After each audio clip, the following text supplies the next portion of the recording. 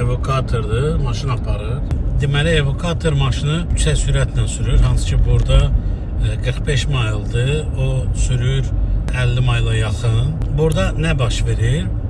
Bu evakuator bu maşını aparan halda maşın yoldakı yamaya və yaxud nəyəsə dəyəndə onların vecinə olmur. Bu Amerika reallığıdır.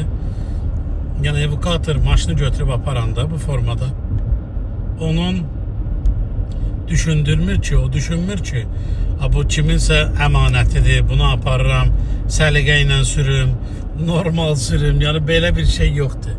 Necə gəldi sürürlər və necə gəldi maşını götürüb hara aparmalıdırsa ora aparır. O evakuatorlar var ki, siz çağırırsınız ki, maşını götürüb harasa aparsın.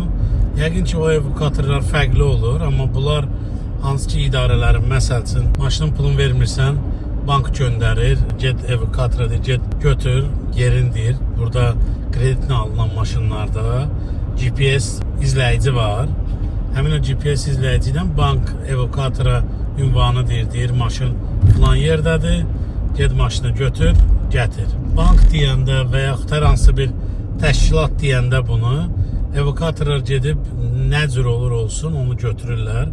Buna uyğun videolar YouTube'da, TikTok'da var.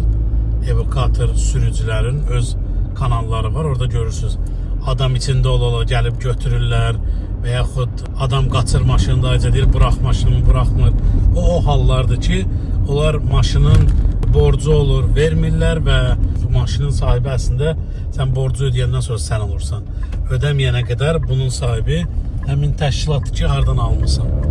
Həmin təşkilat ya bankdır, ya da aldığın avtosalondur. Hansı təşkilatda ki, maşının title'ı, yəni kupçası belə deyim, hansı təşkilatdadırsa, həmin təşkilat evakuatora deyir ki, get maşını filan ünvandan götür. Evakuator çıxıb gələndə artıq ona yolda aktiv GPS var maşında deyə. Yolda deyirlər ki, maşın filan yerdədir, get maşını götür oradan. O da rahat dəqiq gəlib maşını dəqiq ünvandan götürür. Necə götürür, necə aparır, götürəndə buferin zədəliyir və yaxud maşına nəysə ziyan vurur. Onlar evakuator sürücülərinə heç bir önəmi yoxdur. Heç bir narahat deyirlər buna görə, yəni maşına rahat ziyan da verə bilirlər.